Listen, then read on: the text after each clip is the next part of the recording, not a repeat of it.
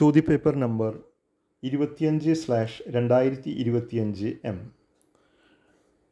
പരീക്ഷ നടന്ന തീയതി 24 ഫെബ്രുവരി 2025. ഡിപ്പാർട്ട്മെൻറ്റ് ഓഫ് സൂപ്പർവൈസർ ICDS വേണ്ടിയാണ് ഈ പരീക്ഷ നടത്തിയത്. ചോദ്യങ്ങളിലേക്ക് കടക്കാം. 2024 ലോകത്തിലെ ഏറ്റവും മലിനമായ നഗരങ്ങളുടെ പട്ടികയിൽ ഒന്നാമതുള്ള നഗരം? ഉത്തരം ലാഹോർ. പാകിസ്ഥാൻ്റെ ക്യാപിറ്റൽ സിറ്റിയാണ് ലാഹോർ. താഴെ കൊടുത്തിരിക്കുന്ന ഭരണാധികാരികളെ അവരുടെ ഭരണകാലഘട്ടം അനുസരിച്ച് ക്രമത്തിൽ എഴുതുക. ആദ്യത്തേത് ശ്രീഗുപ്തൻ, അടുത്തത് ചന്ദ്രഗുപ്തൻ ഒന്നാമൻ, അടുത്തത് സമുദ്രഗുപ്തൻ, അതിന് അവസാനമായി ചന്ദ്രഗുപ്തൻ രണ്ടാമൻ. തിമൂറിൻ്റെ ഇന്ത്യൻ ആക്രമണം നടന്ന വർഷം 1398. കേരളം മലയാളികളുടെ മാതൃഭൂമി എന്ന ഗ്രന്ഥത്തിൻ്റെ കർത്താവ് EMS നമ്പൂതിരിപ്പാട്. താഴെ കൊടുത്തിരിക്കുന്ന പട്ടിക പരിശോധിച്ച് 1857 കലാപത്തിൻ്റെ നേതാക്കന്മാർ, അവർ കലാപത്തിന് നേതൃത്വം നൽകിയ സ്ഥലങ്ങൾ എന്നിവ ശരിയായ രീതിയിൽ യോജിപ്പിച്ച് എഴുതുക. അപ്പോൾ ഉത്തരം ബഹദൂർ ഷാ ഡൽഹി, കുൻവർ സിംഗ് ആറ, നാനാ സാഹിബ് കാൺപൂർ, റാണി ലക്ഷ്മിബായ് ഗോളിയോർ. ഇസ്രായേൽ ഹമാസ് യുദ്ധത്തിൽ താൽക്കാലിക വെടിനിർത്തൽ കരാർ നിലവിൽ വന്ന ദിവസം? 2025 ജനുവരി 19. ആരാണ് ഇപ്പോഴത്തെ ഇസ്രായേൽ പ്രൈം മിനിസ്റ്റർ? ബെഞ്ചമിൻ നെറ്റന്യാഹു. ഏഴാമത്തെ ചോദ്യം, 2024 ഓടക്കുഴൽ അവാർഡ് ലഭിച്ചത് ആർക്ക്? K. അരവിന്ദാക്ഷനാണ് ഓടക്കുഴൽ അവാർഡ് ലഭിച്ചത്. അദ്ദേഹം എഴുതിയ നോവലിൻ്റെ പേരാണ് ഗോബ. ഗോബയ്ക്കാണ് ഗുരുവായൂരപ്പൻ ട്രസ്റ്റാണ് ഓടക്കുഴൽ അവാർഡ് നൽകുന്നത്. പാലക്കാട് ജില്ലയിലെ കിള്ളിക്കുറിശി മംഗലം ആരുമായി ബന്ധപ്പെട്ടതാണ്? കുഞ്ചൻ നമ്പ്യാർ. സ്വതന്ത്ര ഇന്ത്യയിൽ ഒരു ഒളിമ്പിക്സിൽ 2 മെഡൽ നേടുന്ന ആദ്യ കായിക താരം? മനു ബാക്കർ. താഴെ കൊടുത്തിരിക്കുന്ന പട്ടിക വിശകലനം ചെയ്ത് സാഹിത്യകാരന്മാർ അവരുടെ കൃതികൾ എന്നിവ ശരിയായ ക്രമത്തിൽ എഴുതണം. വായിക്കാം. വർണ്ണരാജി M. ലീലാവതി, സഫലമി യാത്ര NN കക്കാട്, ശ്യാമമാധവം പ്രഭാവർമ്മ, അടുത്തത് മധുരം നിന്റെ ജീവിതം KP അപ്പൻ. എല്ലാ ഋതുക്കളുടെയും സവിശേഷതകൾ വ്യക്തമായി അനുഭവപ്പെടുന്ന മേഖല ഏതാണ്? മിതോഷ്ണ പ്രദേശങ്ങൾ. 12ാമത്തെ ചോദ്യം, ഭൂവൽക്കവും മാൻഡിലിൻ്റെ ഉപരിഭാഗവും ചേർന്നുള്ള ഭാഗത്തെ എന്താണ് വിളിക്കുന്നത്? ശിലാമണ്ഡലം.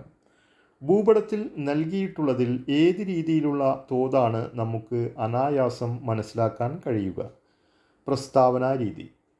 ധാതുക്കളുടെ കലവറ എന്ന് അറിയപ്പെടുന്ന മേഖല ഏതാണ്? ഉപദ്വീപീയ പീഠഭൂമിയാണ് ധാതുക്കളുടെ കലവറ എന്നറിയപ്പെടുന്നത്.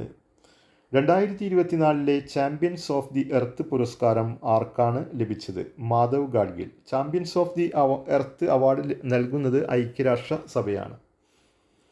കാർഷിക മേഖലാ വികസനം, ചെറുകിട കുടിൽ വ്യവസായങ്ങളുടെ വികസനം, കൈത്തൊഴിൽ വികസനം തുടങ്ങിയവ ലക്ഷ്യമാക്കി 1932 നിലവിൽ വന്ന സ്ഥാപനം? ഉത്തരം നബാർഡ്. 1ാം പഞ്ചവത്സര പദ്ധതി രൂപീകരണത്തിൽ പ്രധാന പങ്ക് വഹിച്ച മലയാളി? KN രാജ്. താഴെ പറയുന്നവയിൽ ഏതായിരുന്നു 12ാം പഞ്ചവത്സര പദ്ധതിയുടെ ലക്ഷ്യം? സുസ്ഥിര വികസനം. താഴെ പറയുന്നവയിൽ നീതി ആയോഗിൻ്റെ ലക്ഷ്യമല്ലാത്തത്? ഉത്തരം ജൈവ കൃഷിരീതികൾ അവലംബിച്ച് കാർഷികോൽപാദനം വർദ്ധിപ്പിക്കുക. നീതി ആയോഗിൻ്റെ ഇപ്പോഴത്തെ ചെയർമാനാണ് prime minister PM Narendra Modi. Kudumbashree ആരംഭിച്ച കാലത്തെ പഞ്ചവത്സര പദ്ധതി? 9ാം പഞ്ചവത്സര പദ്ധതി. രാഷ്ട്രപതിയുടെ നിയമനിർമ്മാണ അധികാരവുമായി ബന്ധപ്പെട്ട് ശരിയായ പ്രസ്താവന ഏത് എന്നതാണ് ചോദ്യം. ഉത്തരം ഗവർണർ രാഷ്ട്രപതിയുടെ പരിഗണനയ്ക്ക് അയക്കുന്ന ബില്ലുകൾക്ക് അംഗീകാരം നൽകാതിരിക്കാം. അടുത്ത പോയിൻ്റ്, ബില്ലുകളിൽ വേണ്ട നിർദ്ദേശങ്ങൾ നൽകി പുനഃപരിശോധനയ്ക്ക് വേണ്ടി തിരിച്ചയക്കാം. ആരാണ് ഇപ്പോഴത്തെ പ്രസിഡൻറ്റ്? ദ്രൗപദി മുർമു. അതുകൂടാതെ കേരളത്തിൻ്റെ governor Rajendra R. Laker. Indian ഭരണഘടനയ്ക്ക് ലോകത്തിലെ മറ്റു ഭരണഘടനകളുടെ സവിശേഷതകൾ ഉണ്ട്. താഴെ പറയുന്നതിൽ ശരിയായ പ്രസ്താവന ഏത്? ഉത്തരം വായിക്കാം. ലോക്സഭാ സ്പീക്കറുടെ പദവി ബ്രിട്ടീഷ് ഭരണഘടന മാതൃകയിലുള്ളതാണ്. അടുത്ത പോയിന്റ്, മൗലികാവകാശങ്ങൾ അമേരിക്കൻ ഭരണഘടനയിൽ നിന്ന് രൂപം കൊണ്ടതാണ്.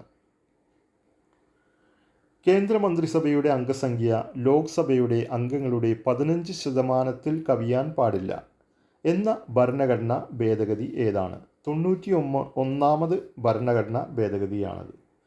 ഒരു ഹൈക്കോടതി ജഡ്ജി പദവിയിൽ നിന്ന് രാജിവെച്ച് ഒഴിയുകയാണെങ്കിൽ രാജി സമർപ്പിക്കേണ്ടത് ആർക്കാണ്?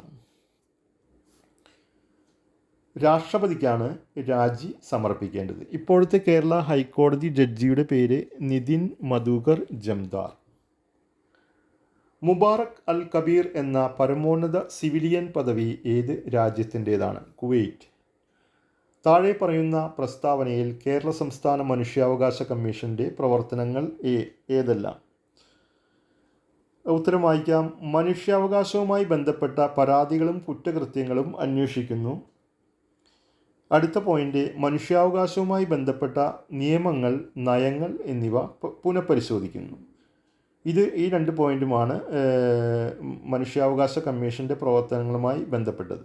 ഇപ്പോഴത്തെ കേരള മനുഷ്യാവകാശ കമ്മീഷൻ ചെയർമാൻ്റെ പേര് വായിക്കാം. Justice Alexander Thomas. 27ാമത്തെ ചോദ്യം ക്യാൻസൽ ചെയ്തിരിക്കുന്നു. 28ാമത്തെ ചോദ്യം, ദേശീയ തൊഴിലുറപ്പ് പദ്ധതി പ്രകാരം ഒരു തൊഴിലാളിക്ക് ഒരു സാമ്പത്തിക വർഷം ലഭിക്കുന്ന ഏറ്റവും കൂടുതൽ തൊഴിൽ ദിനങ്ങൾ എത്ര? 100 ദിവസം. കേരളത്തിലെ ഏറ്റവും വലിയ പൊതുമേഖലാ സ്ഥാപനം KSEB, Kerala state electricity board. Memory ഉപകരണങ്ങളുടെ കാര്യത്തിൽ താഴെ പറയുന്നവയിൽ ഏതാണ് ശരി? മുകളിൽ പറഞ്ഞ എല്ലാം ശരി എന്നതാണ് ഇതിൽ ഉത്തരം എഴുതേണ്ടത്. വായിക്കാം. മെമ്മറി ഉപകരണങ്ങൾ പ്രോസസ്സിങ്ങിനായി ഡാറ്റയും നിർദ്ദേശങ്ങളും സംഭരിക്കാൻ ഉപയോഗിക്കുന്നു. പ്രൈമറി മെമ്മറി വേഗമേറിയതാണെങ്കിലും ഇത് സാധാരണയായി സെക്കൻഡറി മെമ്മറിയെ അപേക്ഷിച്ച് ചെറിയ സംഭരണശേഷി മാത്രമേയുള്ളൂ. റോമും ഫ്ലാഷ് മെമ്മറിയും ഹാർഡ് ഡ്രൈവുകളും നോൺ വോളറ്റൈൽ മെമ്മറിയുടെ ഉദാഹരണങ്ങളാണ്. ഇനി 31ാമത്തെ ചോദ്യം, താഴെ പറയുന്ന പ്ലാറ്റ്ഫോമുകളിൽ ഏതാണ് പ്രൊഫഷണൽ നെറ്റ്വർക്കിങ്ങിനായി പ്രധാനമായും രൂപകൽപ്പന ചെയ്തിരിക്കുന്നത്? ലിങ്ക്ഡിൻ. ഒരു കമ്പ്യൂട്ടർ നെറ്റ്വർക്കിൽ ഡാറ്റ അയക്കാൻ കഴിയുമ്പോഴും ലഭിക്കാൻ കഴിയാത്ത സാഹചര്യത്തിൽ പ്രശ്നമാകാൻ സാധ്യതയുള്ളത് ഏതാണ്? അപ്പോൾ 3 ഉത്തരങ്ങൾ തന്നത് എല്ലാം ശരിയാണ്. ഉത്തരം വായിക്കാം. തെറ്റായ IP കോൺഫിഗറേഷൻ ഒന്നാമത്തേത്. രണ്ടാമത്തെ കാരണം ഇൻകമിംഗ് ട്രാഫിക് തടയുന്ന ഫയർവാൾ. അവസാന പോയിന്റ്, പിഴവുള്ള നെറ്റ്വർക്ക് കേബിൾ. 33ാമത്തെ ചോദ്യം, IT ആക്ട് 2000 പ്രകാരം ഡിജിറ്റൽ സിഗ്നേച്ചറുകൾ എങ്ങനെയാണ് പ്രവർത്തിക്കുന്നത്? അതിനുത്തരം, ഒരു ഇലക്ട്രോണിക് സന്ദേശം അയച്ച വ്യക്തിയുടെ തിരിച്ചറിയൽ സാധൂകരിക്കുന്നു. എന്താണ് വിവരാവകാശ നിയമത്തിൻ്റെ പ്രധാന ഉദ്ദേശം ആയി കണക്കാക്കുന്നത്? ഉത്തരം, ഓരോ പൊതു അധികാര സ്ഥാപനത്തിൻ്റെ പ്രവർത്തനത്തിൽ സുതാര്യവും ഉത്തരവാദിത്വവും വർദ്ധിപ്പിക്കുന്നതിന്. അടുത്തത്, വിവരാവകാശത്തിൻ്റെ പ്രായോഗിക ഭരണക്രമം പ്രതിപാദിക്കുന്നതിനും പൊതു അധികാര സ്ഥാനങ്ങളുടെ നിയന്ത്രണത്തിന് കീഴിൽ പൗരന്മാർക്ക് വിവരം പ്രാപ്യമാക്കുന്നതിനും വേണ്ടിയാണ് ഇതിൻ്റെ ഉദ്ദേശം. 35ാമത്തെ ചോദ്യം, ഉപഭോക്തൃ സംരക്ഷണ നിയമത്തിൽ പറയുന്ന പ്രധാനപ്പെട്ട അവകാശങ്ങൾ എന്തൊക്കെയാണ്? ഉത്തരം, സാധനങ്ങൾ വാങ്ങുമ്പോഴോ സേവനങ്ങൾ ഉപയോഗപ്പെടുത്തുമ്പോഴോ ഉപഭോക്താക്കൾ വഞ്ചിക്കപ്പെടുന്നില്ല എന്ന ഉറപ്പ് വരുത്തുക. മുതിർന്ന പൗരനുള്ള ദേശീയ നയം എന്താണ് വ്യക്തമാക്കുന്നത്? അതിനുത്തരം, വയോജനങ്ങളുടെ സംരക്ഷണത്തിന് അനുയോജ്യമായ ചട്ടക്കൂട് സൃഷ്ടിക്കുന്നതിനുള്ള നടപടി സ്വീകരിക്കുക. പീഡനങ്ങളിൽ നിന്നും അവഗണനയിൽ നിന്നും വയോജനങ്ങളെ സംരക്ഷിക്കുക. 37ാമത്തെ ചോദ്യം, ഏതെല്ലാം അവകാശങ്ങളാണ് ഗാർഹിക അതിക്രമങ്ങളിൽ നിന്നും ഗാർഹിക പീഡനത്തിൽ നിന്നും സ്ത്രീകളെ സംരക്ഷിക്കുന്നതിനുള്ള നിയമം 2005 എടുത്തു പറയുന്നത്? ഉത്തരം, ഹർജിക്കാരിക്ക് അതിക്രമങ്ങൾ തടഞ്ഞുകൊണ്ടുള്ള സംരക്ഷണ ഉത്തരവ്, ധനസഹായം, ജീവനാംശം നൽകുന്നതിനുള്ള ഉത്തരവ്, കുട്ടികളുടെ താൽക്കാലിക സംരക്ഷണ ഉത്തരവ്, നഷ്ടപരിഹാര ഉത്തരവ് എന്നിവ. 38ാമത്തെ ചോദ്യം, കുട്ടികൾക്ക് നേരെയുള്ള ലൈംഗിക അതിക്രമത്തിന് പോക്സോ നിയമം 2013 പ്രകാരം എത്ര നാളത്തെ ശിക്ഷയാണ് നൽകുന്നത്? കുറഞ്ഞത് 3 വർഷം. പ്രീ സ്കൂൾ കുട്ടികൾക്ക് വേണ്ടി SCERT കേരള തയ്യാറാക്കിയ കൈപ്പുസ്തകത്തിൻ്റെ പേര്? ഉത്തരം, കളിത്തോണി. ആത്മസാക്ഷാത്കാരം സാധ്യമാവണമെന്നുണ്ടെങ്കിൽ കർക്കശമായ അച്ചടക്കം അനിവാര്യമാണ്. സിദ്ധാന്തിച്ചത് ആശയവാദമാണ് അത് സിദ്ധാന്തിച്ചത്. 41-ാമത്തെ ചോദ്യം, പിന്നോക്ക വിഭാഗക്കാരുടെ സ്കൂൾ വിദ്യാഭ്യാസത്തിനായി അയ്യങ്കാളി നയിച്ച സമരം കണ്ടല ലഹള. കിൻഡർ ഗാർട്ടൻ ലോകത്തിന് സംഭാവന ചെയ്തത് ഫ്രോബൽ. പ്രകൃതി എന്ന അദൃശ്യയായ അധ്യാപികയ്ക്ക് അവളുടെ തത്വങ്ങൾക്കനുസരിച്ച് കുട്ടികളെ പഠിപ്പിക്കുന്നതിൽ തികഞ്ഞ സ്വാതന്ത്ര്യം വേണം എന്ന് പ്രസ്താവിച്ചത് ഉത്തരം രവീന്ദ്രനാഥ ടാഗോർ. പഠനം നടക്കുന്നത് ഉൾക്കാഴ്ച കൊണ്ടാണ്. സിദ്ധാന്തിച്ചത് ഗസ്റ്റാൾട്ട് മനഃശാസ്ത്രം. ബാല്യകാല വികാരങ്ങളുടെ സവിശേഷതയല്ലാത്തത് ഉത്തരം സ്ഥിരത. കേരളത്തിലെ ആദ്യത്തെ ശിശു സൗഹൃദ ജില്ല എറണാകുളം. പക്വവ്യക്തിത്വം മെച്യൂർഡ് പേഴ്സണാലിറ്റി എന്ന ആശയം മുന്നോട്ട് വെച്ചത് GW ആൽപോർട്ട്. 48-ാമത്തെ ചോദ്യം, ഗ്രൂപ്പുകളിൽ ഒരു വ്യക്തിയുടെ സാമൂഹ്യ ബന്ധത്തിൻ്റെ അളവ് നിശ്ചയിക്കാനും അയാളുടെ സ്വീകാര്യതയും അയാളോടുള്ള വിമുഖതയും എത്രമാത്രമെന്ന് പരിശോധിക്കാനുള്ള മാർഗം. അതിനുത്തരം സാമൂഹ്യ ബന്ധ പരിശോധന, സോഷ്യോമെട്രിക് ടെക്നിക്. വിദ്യാഭ്യാസ മനഃശാസ്ത്രത്തിലെ ഒരു സജീവ പഠന രീതിയായ ക്രിയാഗവേഷണത്തിൻ്റെ ആവിഷ്കർത്താവ് ആരാണ്? Stephen M. കോറി. പിയാഷെയുടെ ഇന്ദ്രിയചാലക ഘട്ടത്തിൻ്റെ സവിശേഷതകളിൽ പെടാത്തത് ഭാഷ വികസിക്കുന്നു. സ്ത്രീകളുടെയും കുട്ടികളുടെയും സാമൂഹ്യ സുരക്ഷയ്ക്ക് കേരള സർക്കാർ ആരംഭിച്ച വിവിധ പദ്ധതികളിൽ പെടാത്തത് ഏത് എന്നതാണ് ചോദ്യം. ഉത്തരം ഹോപ്പ്. ബാക്കിയെല്ലാം സ്ത്രീകളും കുട്ടികളുടെയും സുരക്ഷയുമായി ബന്ധപ്പെട്ടതാണ്. നിർഭയ, അപരാജിത, പിങ്ക് പോലീസ് എല്ലാം. സ്ത്രീധന നിരോധന നിയമം നിലവിൽ വന്നത് 1961-ലാണ്. സ്ത്രീധന നിരോധന നിയമം നിലവിൽ വന്നത്. പുളിക്കുന്ന മുന്തിരി ശൈലി താഴെ പറയുന്നവയിൽ ഏത് സമയോജന ക്രിയാതന്ത്രങ്ങൾക്ക് ഉദാഹരണമാണ്? അതിനുത്തരം യുക്തീകരണം, റേഷണലൈസേഷൻ. WHO നിർദ്ദേശിക്കുന്ന ജീവിത നൈപുണികളിൽ പെടാത്തത് ഏത്? ഉത്തരം ബഹുമുഖ ബുദ്ധി. വിദ്യാഭ്യാസ അവകാശ നിയമം 2009 പ്രകാരം സൗജന്യവും ഗുണനിലവാരമുള്ളതുമായ വിദ്യാഭ്യാസം 6-നും 14-നും ഇടയിലുള്ള എല്ലാവർക്കും നൽകാൻ സർക്കാരിന് ബാധ്യതയുണ്ട്. ഭിന്നശേഷിക്കാരായ കുട്ടികൾക്ക് പ്രായത്തിനനുയോജ്യമായ ക്ലാസ്സിൽ ചേർന്ന് പഠിക്കുന്നതിനുള്ള സ്വാതന്ത്ര്യം നൽകുന്ന ആക്ട് താഴെ പറയുന്നതിൽ ഏതാണ് എന്നതാണ് ചോദ്യം. അതിനുത്തരം right of person with disabilities act, short form RPWD. കുട്ടിയുടെ വ്യക്തിഗത കുടുംബ സാമൂഹ്യ സാഹചര്യങ്ങളും ആരോഗ്യ വിദ്യാഭ്യാസ അവസ്ഥയും വിശകലനം ചെയ്ത് കുട്ടികൾക്ക് അനുയോജ്യമായി തയ്യാറാക്കുന്ന വ്യക്തിഗത വിദ്യാഭ്യാസ പരിപാടിയുടെ പേര് ഇൻഡിവിജ്വലൈസ്ഡ് എഡ്യൂക്കേഷൻ പ്ലാൻ. വൈദ്യുതാഘാതം സംഭവിക്കുമ്പോൾ ചെയ്യാൻ പാടില്ലാത്തത് ഏത് എന്നതാണ് 57-ാമത്തെ ചോദ്യം. ഉത്തരം വൈദ്യുത ബന്ധത്തിൽ നിന്ന് വേർപെടുത്താൻ ശക്തിയായി പിടിച്ചു തള്ളുക. താഴെ പറയുന്നവയിൽ കൂട്ടത്തിൽപ്പെടാത്തത് ഏത്? ഇവിടെ തിമിരം, ഗ്ലോക്കോമ, മയോപ്പിയ, ചെങ്കണ്ണ് 4 രോഗങ്ങളാണ് എഴുതിയിരിക്കുന്നത്. അതിൽ ചെങ്കണ്ണാണ് കൂട്ടത്തിൽപ്പെടാത്തത്. വനിതാ ശിശു വികസന വകുപ്പിൻ്റെ കീഴിൽ കോവിഡിൻ്റെ പശ്ചാത്തലത്തിൽ കുട്ടികൾക്ക് മാനസിക സാമൂഹിക പിന്തുണ നൽകുന്നതിനുള്ള പരിപാടിയുടെ പേരാണ് സർഗ വസന്തം. താഴെ പറയുന്നവയിൽ വിറ്റാമിനുകളുടെ അപര്യാപ്തത രോഗമല്ലാത്തത് ഏത് എന്നതാണ് ചോദ്യം. ഉത്തരം ഡയബറ്റീസ് ആണ്. ബാക്കിയെല്ലാം വിറ്റാമിനുകളുടെ അപര്യാപ്തത മൂലം ഉണ്ടാവുന്നതാണ്.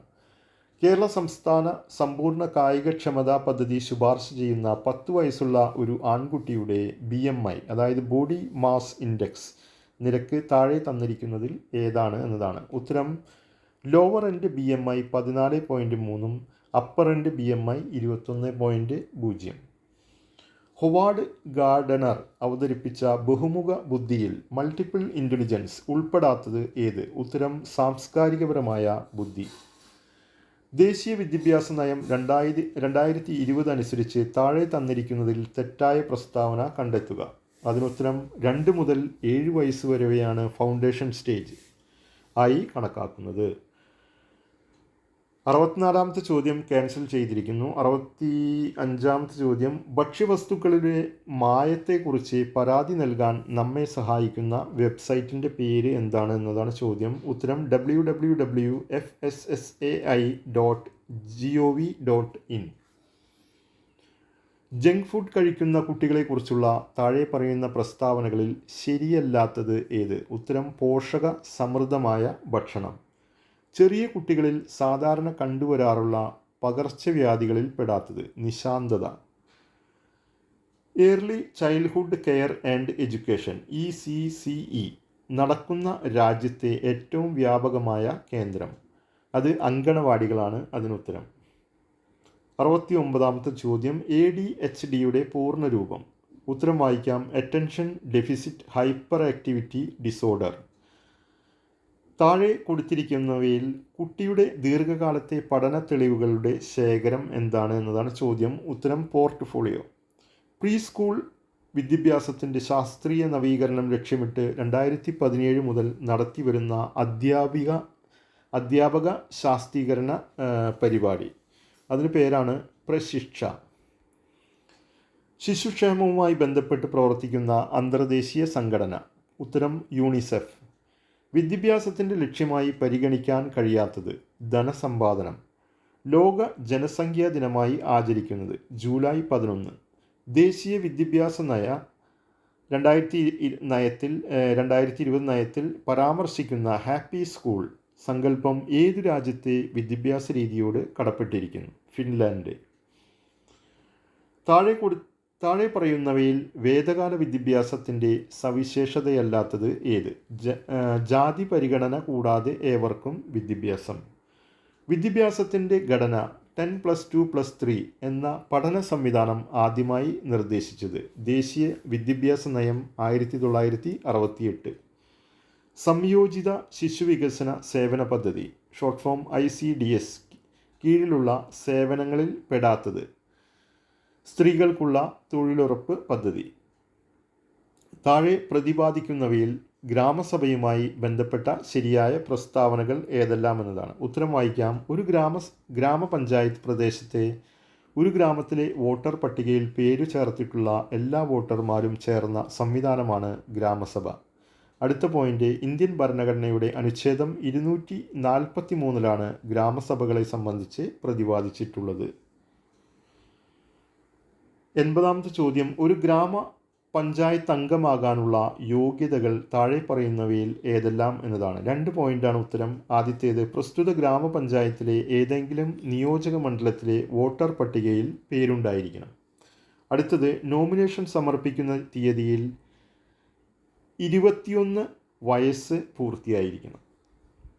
കേരള പഞ്ചായത്ത് രാജ് നിയമത്തിൻ്റെ എത്രാമത്തെ വകുപ്പിലാണ് തദ്ദേശ സ്വയംഭരണ സ്ഥാപനങ്ങൾക്കുള്ള ഓംബുഡ്സ്മാനെ കുറിച്ച് പ്രതിപാദിക്കുന്നത്? 271ാമത്തെ വകുപ്പിലാണ് തദ്ദേശ സ്വയംഭരണ സ്ഥാപനങ്ങൾക്കുള്ള ഓംബുഡ്സ്മാനെ കുറിച്ച് പ്രതിപാദിക്കുന്നത്. 82ാമത്തെ ചോദ്യം, ഇന്ത്യയിൽ മഹാത്മാഗാന്ധി ദേശീയ ഗ്രാമീണ തൊഴിലുറപ്പ് പദ്ധതി 2006 നിലവിൽ വന്നപ്പോൾ ആദ്യഘട്ടത്തിൽ കേരളത്തിൽ ഏതൊക്കെ ജില്ലകളിൽ പദ്ധതി ആരംഭിച്ചു? വയനാട്, പാലക്കാട്. വികേന്ദ്രീകൃത ആസൂത്രണവുമായി ബന്ധപ്പെട്ട് താഴെ പറയുന്നവയിൽ തെറ്റായ വിഷയം ഏത്? ഉത്തരം വായിക്കാം. 9ാം പഞ്ചവത്സര പദ്ധതിയിൽ കേരള വികസന പദ്ധതി എന്ന പേരിൽ വികേന്ദ്രീകൃത ആസൂത്രണം നടപ്പിൽ വരുത്തി. 84ാമത്തെ ചോദ്യം, കേരളത്തിൽ തദ്ദേശ സ്വയംഭരണ സ്ഥാപനങ്ങൾക്കുള്ള വികസന ഫണ്ട് സംബന്ധിച്ച് സംസ്ഥാന ബജറ്റിൻ്റെ ഏത് അനുബന്ധത്തിലാണ് പ്രതിപാദിക്കുന്നത്? അനുബന്ധം 4. കേരള പഞ്ചായത്ത് രാജ് നിയമത്തിൻ്റെ എത്രാം പട്ടികയിലാണ് ഗ്രാമപഞ്ചായത്തുകളുടെ ചുമതലകളെ സംബന്ധിച്ച് സൂചിപ്പിക്കുന്നത്? 3ാം പട്ടിക. കേരളത്തിലെ പഞ്ചായത്ത് രാജ് സ്ഥാപനങ്ങളുടെ എണ്ണം സംബന്ധിച്ച് താഴെ പ്രതിപാദിച്ചിരിക്കുന്നവയിൽ ശരിയായത് ഏത്? 941 ഗ്രാമപഞ്ചായത്തുകൾ. 940. അടുത്ത 87ാമത്തെ ചോദ്യം,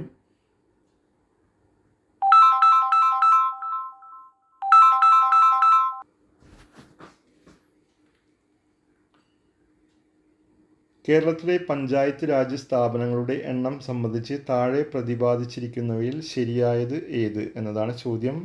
ഉത്തരം 941 ഗ്രാമപഞ്ചായത്തുകൾ. 87ാമത്തെ ചോദ്യം, ഗ്രാമപ്രദേശങ്ങളുടെ അടിസ്ഥാന സൗകര്യങ്ങൾ വികസിപ്പിക്കുന്നതിനായി 1995-96 നാബാർഡ് ആരംഭിച്ചതും ഇപ്പോഴും തുടരുന്നതുമായ പദ്ധതി ഏത്? ഉത്തരം rural infrastructure development fund RIDF. Panchayat raj സ്ഥാപനങ്ങളിലൂടെ നടപ്പാക്കുന്ന കേന്ദ്ര സർക്കാരിൻ്റെ ശുചിത്വ പദ്ധതി ഏത്? സ്വച്ഛ് ഭാരത് മിഷൻ ഗ്രാമീൺ.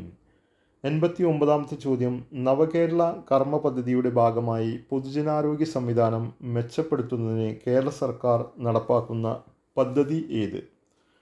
ആർദ്രം.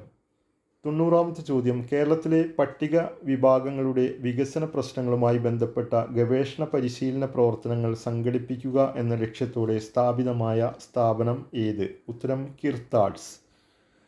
ഗ്രാമപഞ്ചായത്തുകളിലെ ആസൂത്രണ സമിതിയുടെ അധ്യക്ഷൻ ആര്? ഗ്രാമപഞ്ചായത്ത് പ്രസിഡന്റ്. ഹരിത കേരള മിഷൻ ഊന്നൽ നൽകുന്ന വിഷയമേഖലകൾ ഏതെല്ലാം?